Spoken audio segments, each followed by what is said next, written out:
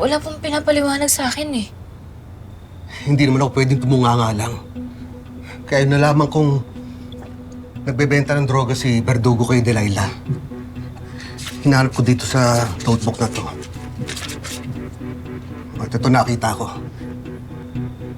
Lumen X? Narinig ko po sa kanila yan. Oo.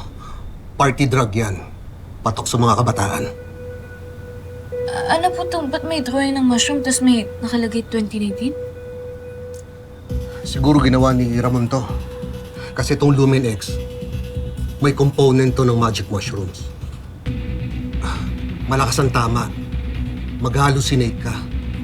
Kaya nag-surveillance ako sa mga underground na sellers ito magic mushrooms.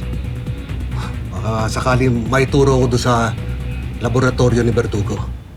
Nahanap niyo po ba? Hindi eh. Pero hindi ako titigil hanggat hindi sila nakukulong.